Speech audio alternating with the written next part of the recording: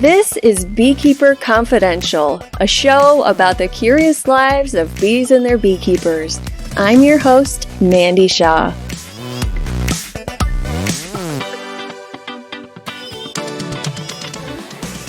Today, we are visiting with a fellow podcast host and beekeeper. She promotes and shares tips for sustainable beekeeping practices from her apiary in North Carolina. She's gained an impressive audience in the short time that she's produced her show. We're a little excited to talk with each other, and we do get sort of carried away. Joining us via video call, please welcome Leigh Digs from Beekeeping at 5 Apple Farm. Hi there, Mandy. Hello. You have such a unique engagement with your listeners. That's something that I totally admire about your podcast and you as a host. Well, that kind of has been a surprise to me because I was a big podcast listener, but I have never written or talked to a podcaster until I started my own. And now I like to write people and go, wow, that was a great show, or wow, I loved it. Because now I know when you get those letters or notes or text that it's really fun. It keeps you going. I haven't even thought about this part, but I think beginners in particular have trouble finding good answers unless they happen to have a good mentor, which I keep telling people it is worth the effort. It's worth the pain in the butt to go find them and drive to their house and put up with whatever idiosyncrasies they have. Because what I found was, I read everything. I'm real OCD that way. So I read everything. It was kind of pre-YouTube, so I didn't watch so many YouTube things. And then I would go over to a beekeeper who was a pro, who'd been in it for years. And I would watch them work through a hive and go, oh my God, that's how you do that thing. That's how you make that so easy. That's how you smoothly set that down without crushing bees. That's how you move the, and it's just, you catapult yourself.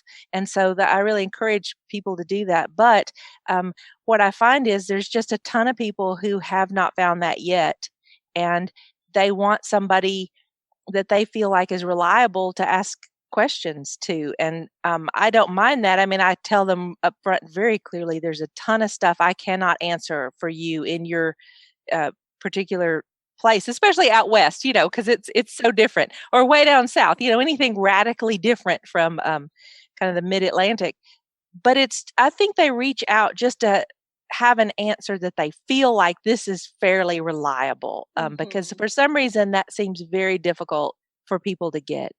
I'm finding more and more that I don't want to be involved in Facebook groups for beekeeping or online forums for beekeeping because of the arguing. And there is a lot of misinformation. And I think maybe that's what people find so attractive about podcasts, because it's not just something that you can quickly pass along or somebody's taken the time to sit down and talk about a subject with somebody who has experience in that. I agree with you. The Facebook, I try really hard. There are several of them, and I will let them go nameless, that I have really tried to stay present in, if not terribly engaged, just because on one hand, I've made some really cool acquaintances on there, people that I look forward to seeing what they're doing with their bees, or that have, people that build cool things and you get to see how it works. So on one hand, that's really nice, but I say that from a place of pretty much being able to weed out what is just stupid, because after you've done it a while, with your own eyes that like totally isn't going to work, or that's the total wrong answer, or that's not what the person was asking. But my heart goes out to people, and I I recommend that people don't go on there as if they're new, because I don't know, it just, to me, it's there's a lot of no-win information. A lot of it's incorrect, and a lot of it would be correct if you lived in Florida and it was June, but given that you live in Michigan and it's September, is totally incorrect, so that it drives me crazy. And that on a personal level, and this is funny since I give advice all the time on the podcast about bees, but I guess my premise is if a person's tuning in, they want to hear thoughts about bees. But I'm amazed on Facebook that that people don't just go ballistic and just block everybody, because they'll just make a comment like someone that I enjoy talking to who's a very experienced beekeeper. I can't remember what the question was, but she asked a question, a very specific question on a group, hoping to find some information about, I believe it was about like a queen breeder, the name of a queen breeder in a certain region. Almost instantly, 22 people wrote back and go, "You should only get local queens." Or they had, "You should let your bees requeen." And it was kind of comical because this person knows all that, and the people don't answer the question that she wanted, which was, does anybody know the name, or has anybody had it? So yeah, Facebook groups, man. Yeah, there's a lot of assumptions, and then I've found sometimes I will just post something, not asking a question, not asking for advice, but I get flooded with that same thing. Well, you should be doing this. Oh, you can't do that. It's like, that's not why I posted this. I just posted this to share what I'm doing. Right. Like, this is my dog. Yeah. That's it. That's it. Don't tell me what flea treatment to use on her, okay?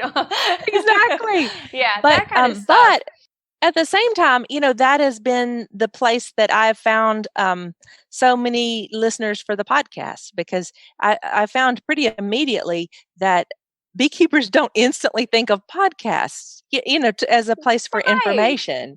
There aren't a whole lot of beekeeping podcasts. No, there's like, I'd say probably 5 that are active, maybe 5. Well, maybe 8.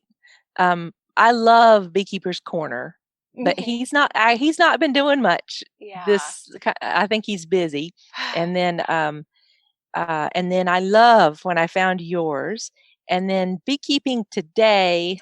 I enjoy it sometimes. Of course, it's, I don't know, it's kind of got a little bit of a less personal feel maybe than like your podcast. Yeah. It was really important to me to make people feel like they were part of the discussion, or, they're with me. And that's one of the reasons why I don't send out a list of questions to my guests beforehand. I mean, I've had people ask for that. I'm like, well, I can give you a general idea, but I always want to see where the conversation will go and what kind of chemistry we have together. And I don't want it to be structured and rigid like that. You just do that to freak OCD people like me out. Right. And just but so no, everyone really knows, I did not send Leigh any questions ahead of time. But the truth is, if you had, I would have like obsessed about them. So it's fine to wing it. So one of the episodes that I really enjoyed you do was when you were talking about having EFB appear in one of your bee yards and how devastating it was. Like, it hurt your feelings and it made you feel bad. Absolutely. In beekeeping, I got really lucky starting off. And in hindsight, I realized how much luck was involved as opposed to skill. But, my very first colony, when I bought a package, I was living in the Ozarks. I installed it into one 8-frame medium box because everybody told me, put them in one brood box. Well, I was using 8-frame medium. So I'm like, I'll put them in one box.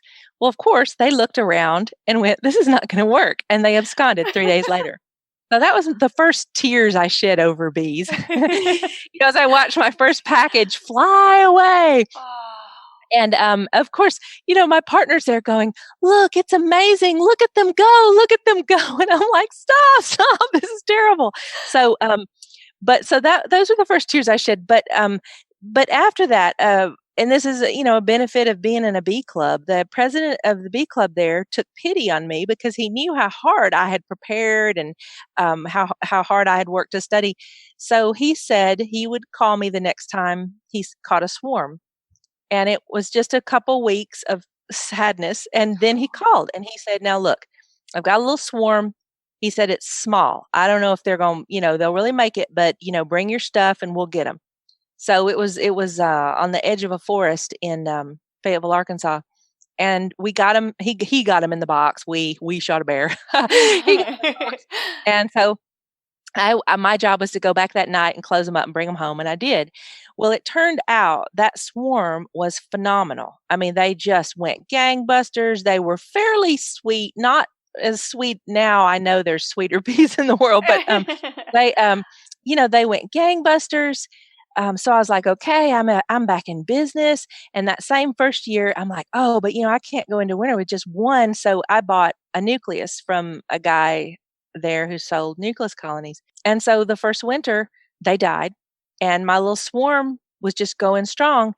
And so I guess because, with a background, from childhood, I've loved to propagate things. Like when I was a little kid, I had a guinea pig. Well, the first thing I wanted to do is have more guinea pigs. And I had a very tolerant grandmother. And then, I got obsessed with, wow, I think I could raise and breed smaller guinea pigs. So I was doing selective breeding, Oh at my age 10, gosh.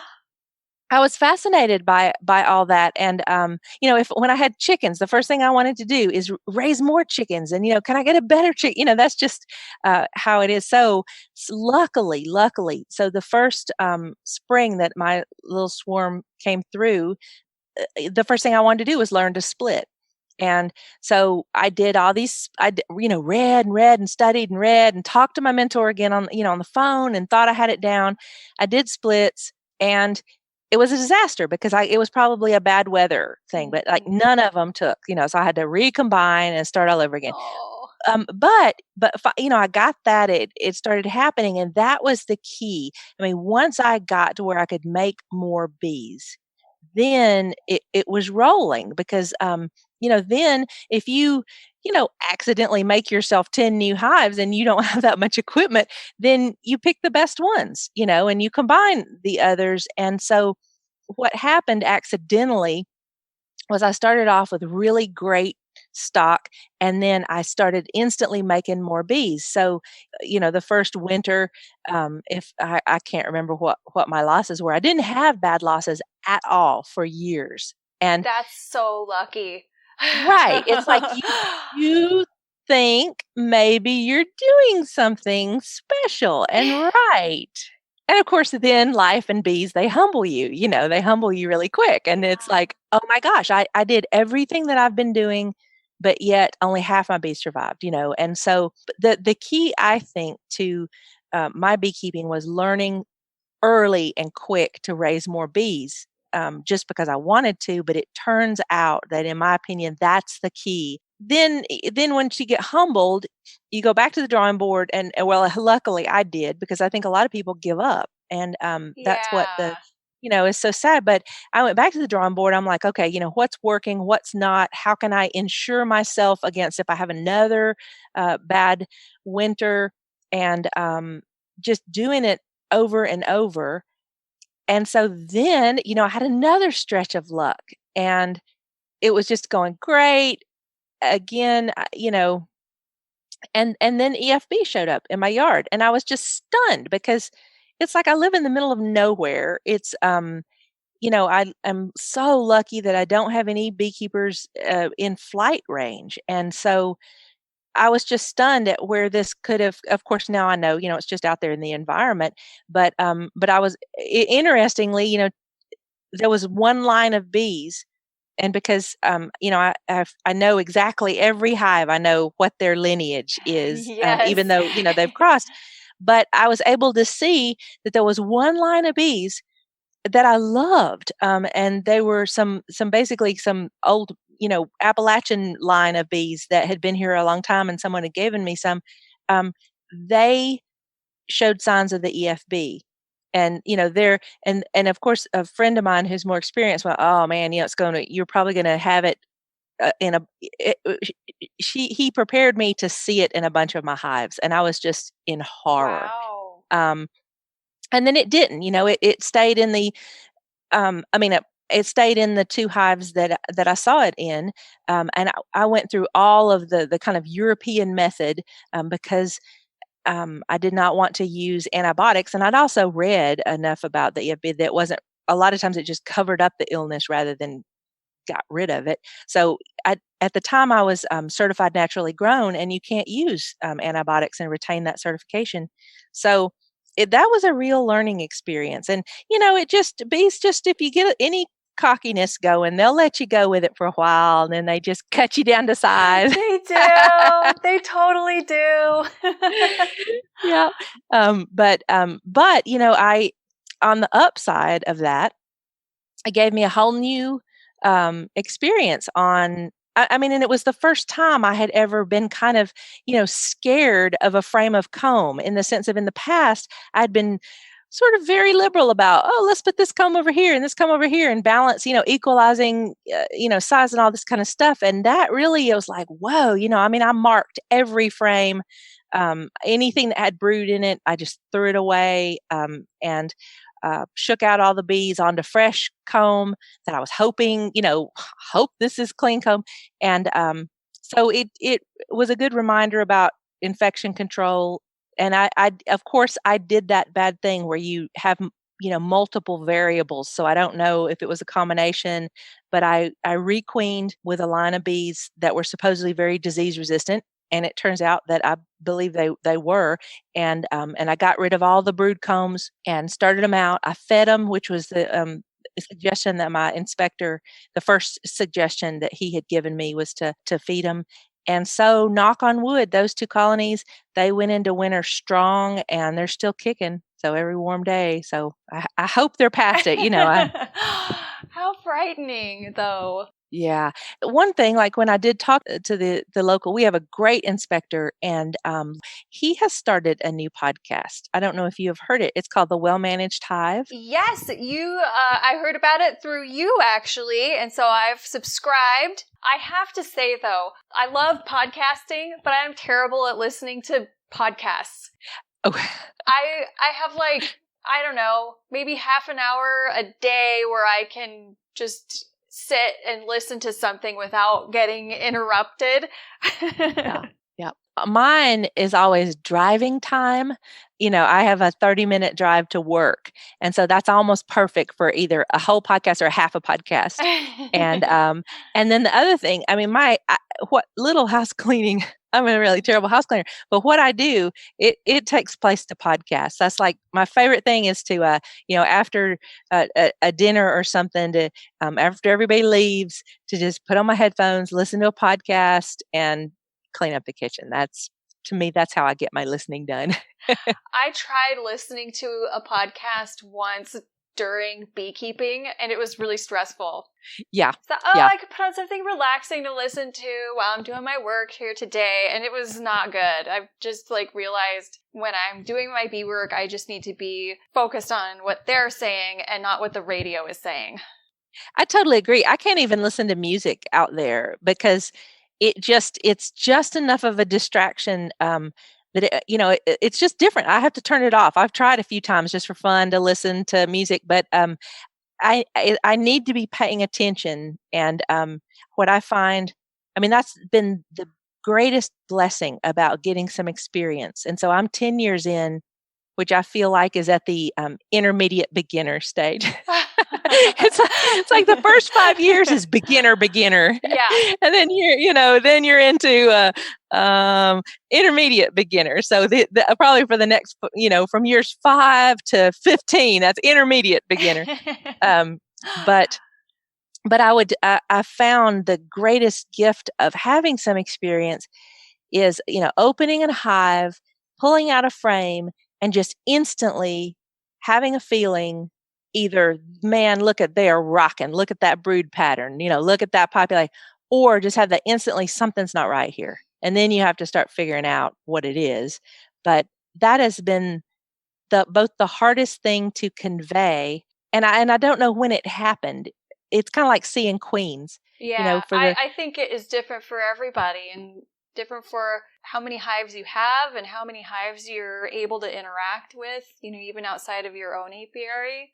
I feel like I've been very lucky because I've had opportunities to work with a lot of other hives that aren't my own, and then my own. And so that has helped me sort of dial in on that intuition. Yes. But there's obviously, I'm just going into my 5th year, so I'm still new. But I do feel lucky that I've gotten to get my hands into so many beehives.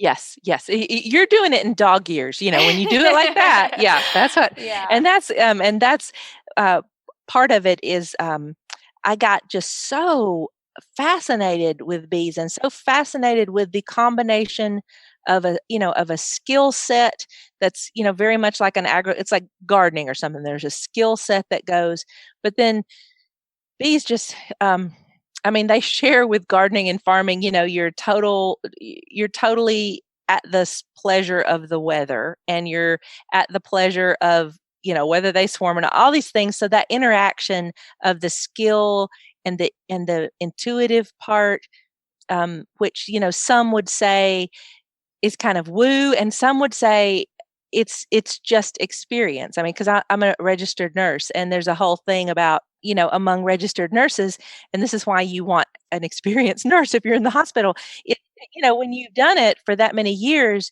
you look at the patient and you're like, something's not right here, and it's like the numbers may not be going wrong yet, but those older nurses, they've just, like you said, they've seen so much that they know something is off. Even if it's not numerically quantifiable at the moment.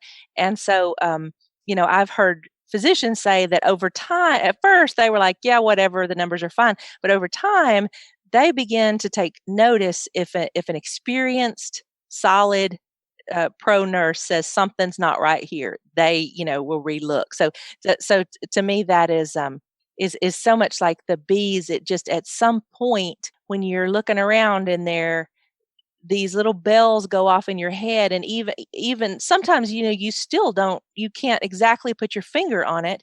And then other times, the great relief, and this is what I would say to beginners, the great relief about year 4 or so, again, if you're doing it fairly regular, is you just have a sense of confidence in what you're seeing, that if they look good, then you can feel good about it. But when I was a beginner, I would just be worried sick over, oh my gosh, there's a speck in the corner of this comb. What could that be? I'm taking a photograph, I'm Googling it, I'm sending it to my mentor going, is this okay? And she's like, oh my God, it's like a leaf off a tree. Get out, whatever. Yeah. So it's nice to get to where there's less fear in the inspections. And more, it becomes just a fascination. My partner says that it's like, she says that all the people who are just love bees are the same people who like love something like chess. It's like there's so many moving parts, and you're thinking on 3 different levels, and I don't like chess, but I love bees. There's some queens there too. Absolutely. Yes. And they have some weird moves. So, yeah. So. What are some of the most common questions that you get from your listeners? I have to say, I love my listeners, and I guess because I've been enough of a curmudgeon on the podcast, they know. I think they must know, because I'm like, do not roll into your first bee meeting and ask what is brood. Right. Right. You have got to put your back into it. And that's what I've had some discussions with beekeepers talking about mentoring, about really resetting the expectation. I mean, there are a lot of people that believe, first of all, that the mentor is going to be thrilled to take you on. and then that they just believe they're going to just open their head, and you're just going to pour out, all this stuff in there. And as opposed to a person, and I'll tell you, this is like the few people that I have mentored, because I really am a curmudgeon. How I basically picked them and agreed to mentor was what I saw this pattern of, that they had a question and they had already put some research into it. They had tried their best to figure it out, and then they were asking, and they understood enough of the context to ask the right questions. And that's what I'm like, okay, this person, I want to help any way I can, because they've got what it takes. Because it really, when I see that kind of initiative, then in our club, we're really trying to, those people, particularly young people, that show that kind of initiative, we're trying to get them whatever they need, get them whatever support they need. And because there's a lot of, I don't know, it's like spectator beekeepers, that they come over to a mentor's house and it's like they're watching a YouTube. and and so I think that people learning that it is an active sport, and if you are going to be good at it, you got to jump in there. And I got lucky that the woman who introduced me to beekeeping was a friend, and I had just kind of made friends with her in Arkansas, and she mentioned she had bees, and I'm like, I mean, just out of the blue, there was something went off in my head that like a bell, even though I hadn't thought about it, and I'm like, oh, I would like to see that. I would like to be up close and see that, because when I was a kid, there was a neighborhood fellow a couple doors down who had bees, but he was also famous for being a curmudgeon and being really mean. So I was scared to go over there and talk to him, Mr. Lovell. But Mr. Lovell, if you're listening, that's right. Yeah. Well, he was like 1,000-year-old in the 70s, right? So, but that was the only exposure really to beekeeping that I can recall. And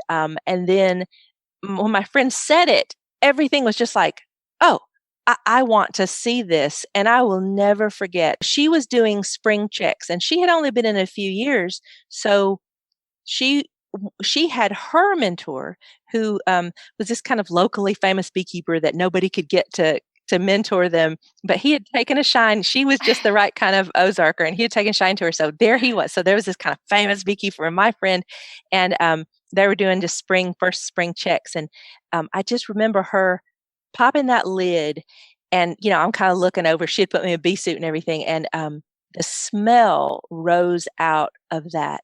And I just remember thinking, that is the smell of heaven. That is the best thing I have ever smelled in my life. And so that from then on, it was like it was a done deal. But she has 2 young boys, and she didn't have time to come over and hold my hand, so she was very generous on the phone. And then a few times, like, a few catastrophes that I had, she would come over. But as a mentor, she had things. She didn't touch my hives. She said, okay, do this. Okay, look at that. What do you say? She was completely hands off. She stood there with me, but I had to do it all. And I remember first being very disappointed about that. I was kind of like, well, what do you mean you're not going to show me how to do it? And she's like, no, do it, and we'll talk through it. And so that was, that was the first thing. But it was the smell that got me, and I've been obsessed ever since. And then of course now, since then I found out that what I was smelling, I mean, of course there's wax and nectar and all that, but the smell of propolis is like my personal catnip. And I will just take little chunks of it, and I will just have it on my desk at work and just pick it up and smell it sometimes, so that's the most amazing smell in the world. I keep a jar of wax and freshly drawn comb, rendered wax, honey, crystallized honey, comb honey, and propolis and pollen. I get these little jars that I bring when I go and do educational tabling events. And I always have people smell them because, it is such a sensory experience when you're working with bees. And the propolis jar, people either love it or they're super offended by it. That's interesting. So it is like catnip. Yeah. Or like cilantro, right? Yeah. Yes. Well, the thing that I have, I love to do when we've had guests, our friends visiting from out of state, is if I could go out to the hives and if I have some just comb honey that has just nectar in it that's not fully ripe and it's still warm, and you just bite into that, and it's like you experience a flower, so that's one of those other things that can lure people in. Once they've had that, they just can't, then they're forever captured by the bees. In my backyard, I have hives with observation windows, and my hives are pointed right at my neighbor's backyard, and he has a big deck, and he entertains a lot. And I will sometimes be in my backyard, and he'll be having a party or something, and I can hear people commenting about the bee traffic. Because sometimes I can have like 5 to 6 active colonies in that space, all pointed over his deck. So it's a lot of flight traffic. And he'll be like, "Hey, Amanda, are you out there?" Yeah. He's like, they have some questions and they'll come over. Oh, They'll come into my backyard and Uh-huh. we'll walk over and I'll open up the observation windows and they can look at the bees. So when they first come in, they're like, ooh, you know, this is really dangerous and like, how can you have these bees here? And they're going to sting everybody. But then they come in and they look at the bees through the window and then I talk to them a little bit and then they're like, wow, that's so cool. It's a total perspective change. It is. And so that's one of the funnest things. And of course, you know, your spouse just kind of rolls their eyes where you're like, oh, we're going to talk about bees for the next, you know, right. Again. Right. I mean, you know, and you get that thing where you're driving up to dinner at somebody's house and it's like, can we please not talk about bees? And I'm like, okay, I won't. But I said, but you know, if I'm asked a question, I must respond, but I will not bring up bees. But well, and it's hard. And when people find out that you're a beekeeper, they're like, what is that all about? Like, tell me everything. And it's kind of amazing how people just have no idea. They have no idea about how the whole thing works. And so they're fascinated and they just have this love for it, even they don't know anything about it. And so I've loved that. And I sell honey in my neighborhood in the little town that I'm nearest.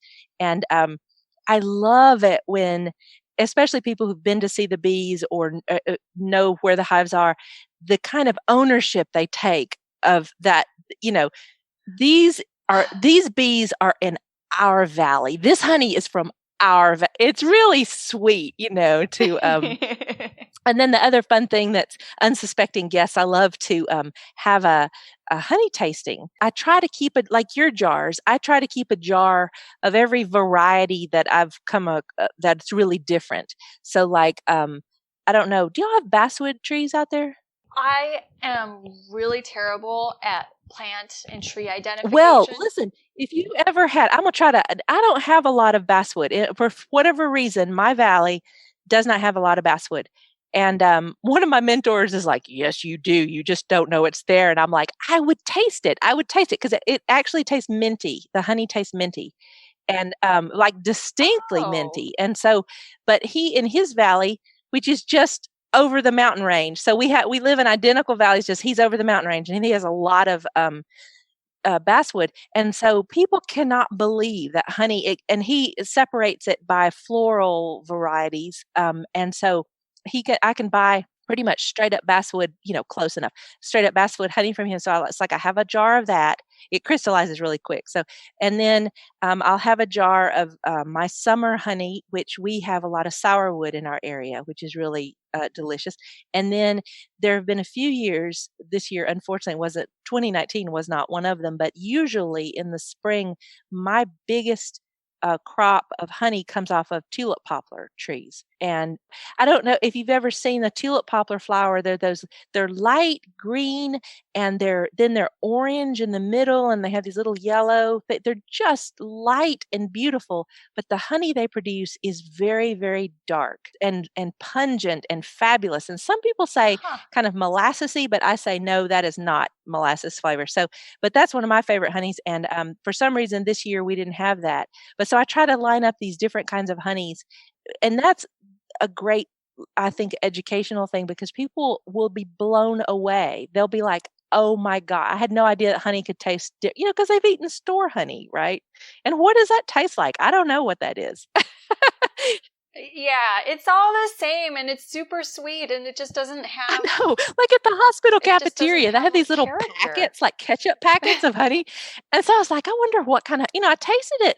I'm like, that doesn't resemble any honey that I have ever tasted out of an actual hive. I don't know what it is. So, but yeah, so staging the honey testings. And so my friend, a young friend of mine who is, who's just starting a queen rearing company in our area. I'm so excited about that. So you'll be interviewing her soon, but, Michelle, she went to Colombia recently. She has family there and she brought back these tiny little jars of Colombian honey.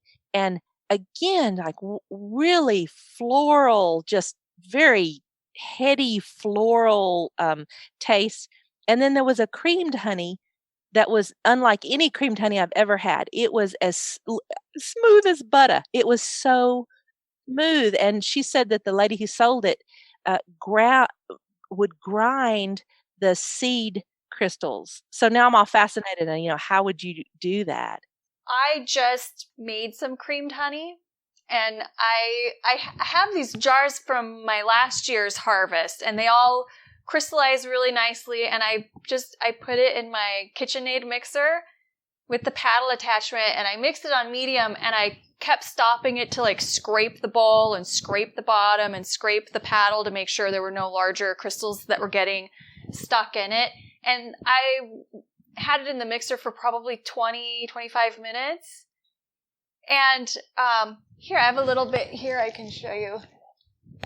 I'm happy with it, and I'm testing it as a seed for another jar of honey, but I don't know. Oh, it's beautiful. It came out a really pretty color. And it's really smooth, and along the way when I was making it, I would stop every time I scraped and taste the texture to see if it was smooth or not. So I'm happy with it. That's I hope exciting. that I don't works. understand. I don't understand how one crystal makes another crystal like that crystal. And it's weird because I watched some videos on it, but one of the videos that I watched, the guy was like, if there's any large crystal remaining in the liquid honey or even in the seed honey that you're making it with, the batch will be ruined. It won't cream. I don't understand why, but he's like, you just have to make sure you don't have any large crystals, otherwise that's it will crystallize like that rather than... Wow. So you're taking honey that's already crystallized, grinding it down, and then giving it some seed honey, and then in theory it turns in... And then using it as a seed in some liquid honey. And you're supposed to heat the liquid honey to make sure that there are no crystals forming in it at all. And then you have to hold it at a temperature... I think 57 degrees is what they said, for a few weeks. That is fascinating. Yeah, I want to find out about that because I had never tasted creamed honey, because I would look at it and I'm like, that doesn't look so good. It is so delicious, and so delicious to spread on anything. Your finger, a spoon. So I'm totally wanting to learn to do that. Right. I do want to find out before we say goodbye, what is the future for beekeeping at Five Apple Farms? Well, the thing I have going on right now, I'm just trying it, is I'm doing a series of episodes that are like bee school radio is what I'm calling it. And it's very clearly not a standalone thing. It's kind of the deep cuts after you get home from real bee school. But what I've seen in a lot of bee schools, and how the one I went to first was taught, but mine was also, they had an overflow crowd. So it was January in Fayetteville, Arkansas, and they moved us to the livestock show arena. So it was about, 45 degrees, and it was crazy. But anyway, yeah. And so, but anyway, it seems like a lot of bee schools, they're trying to, convey this world of information, and it so comes across as just this pile of discombobulated facts and figures and numbers and terminology and equipment. And so what I want, the part that I would like to contribute to it, a lot of people probably have bee schools where they really put it all together, but for those of us who didn't or don't, to put the kind of connection, because I happen to be a learner, that I can't learn anything unless I understand the big picture. So if you give me 10 details and don't tell me how these things fit together and work, they never stick. It's like Teflon in the brain, just slides right off. But if you tell me first, this is how this all fits together, then when I hear those little factoids, my brain is like, oh, okay, this goes here and this goes here. I'm real structural. And so that's what I want in the bee school episodes. I'm talking as if to a total, utter beginner who's in bee school, and trying to give them some alternative ways to look at the information they're getting from their bee school. And to put it together, like, for example, the thing, and I would like to develop a whole class on this, the idea of the hive, the colony's life cycle. Once I kind of understood the life cycle of that they're either in expansion mode or contraction mode. They're never just there. And I think in the modern world, so many of our objects, they're just there and they're just on pause until we come back to them or whatever. And so, but this is a living system. So they have their own thing. They have their own goal going on at any given time, and understanding what that goal is, So when I see on those Facebook groups, it's late October and somebody's like, "Can I make a split?"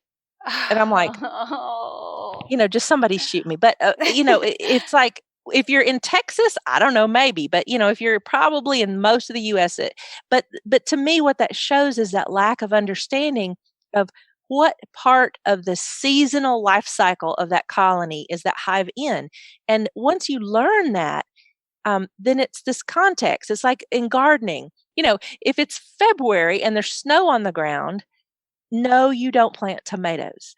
Okay. Like, right. Most people really get that there's times of the year you do things in the garden, and there's times of year that it would be stupid to do those things. But for some reason, to me, that's a thing a missing piece I see, is that understanding of, first of all, whatever I'm seeing, let me place that. It's like I don't know, those, the art that's the wheel of the year, those beautiful, to me, if I were an artist, I would love to paint the wheel of the year in bees to sort of visually represent, they are building up until summer solstice, and then everything's different, and they're it may be 100 degrees outside and sunny and hot and everything, tomatoes are growing great, but that light change has shifted, what they're aiming to do. And even though, of course, there's tricks we can play on them to get, to like raise queens or to get them to do things we want them. But I think for beginners to just always first place themselves, where is this colony at in its yearly seasonal cycle? And that then would be the context to ask whatever question. So it eliminates, if you just place yourself in their life cycle that year, it eliminates, 80% of the dumb questions that you could ask in your own head, because it answers so many things.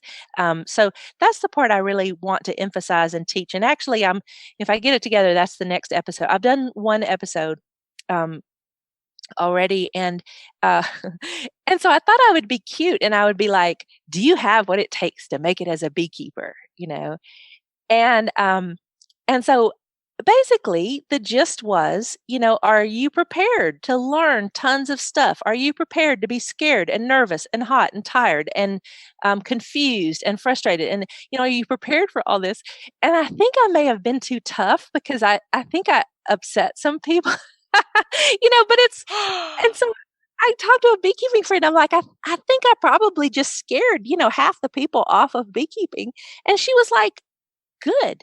Because if just hearing how hard it is was too hard, then just save them the money and save some mentor the heartache, of you've got to be prepared that it's not it's not that whole idea. And that Tina Sebastian, who writes so beautifully in American Bee Journal and Bee Culture, she had an article recently where she said, so many people go into it thinking they're just going to set this pretty hive in their garden, and then they're just going to go check on it now and then, and it's going to be so fun. And it's not. And so I was trying to get real. Like I said, I think I hurt some people's feelings, but I told them, I'm like, look, it doesn't matter if you're good at it. It doesn't matter if it makes sense to you. It doesn't matter if it's hard, if you're a natural, if you're not a natural, if you're baffled. If you just stick with it, you can become a good beekeeper. That was the message I'm attempting to share. But the other one that I really want to work on is the seasonality, and understanding that as just a basis for understanding where that colony is at any given time. So people can find you at Beekeeping at 5 Apple Farms. You're on all the big players.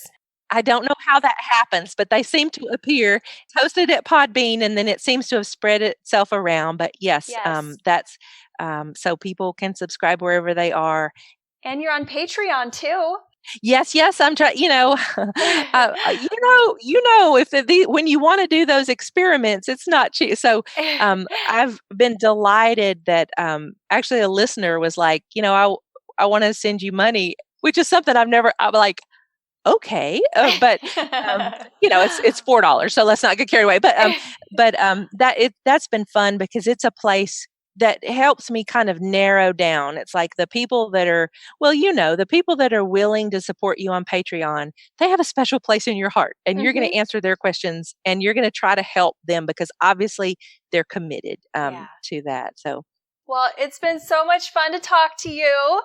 And great to talk to you. I hope you'll come back on the show sometime. And I want to check in with you and have you on the podcast and just find out what you're doing and what you're seeing out in your place, because it's so beautiful out there. Oh, thank you. Yeah, anytime. I am aching for spring. Oh, me too. And we've had these kind of like a couple of faux spring days, and I just walk around. Oh, don't believe it. Right. Just stay tough. You can make it. So, yeah. But I have to tell you, Mandy, if you don't have an observation hive in your house, I don't. Oh my gosh. I have one. It's right over there. And, oh my gosh. I was taking pictures and sending them to a bee friend today going, oh my gosh, it's the middle of winter. And in my observation hive, Queen Stubby, it's a long story. So Queen Stubby has made her first brood nest. She's probably ahead of everybody outside. Wow. Yeah, but And so there's two frames. There's, it's vertical. So there's one frame above the other.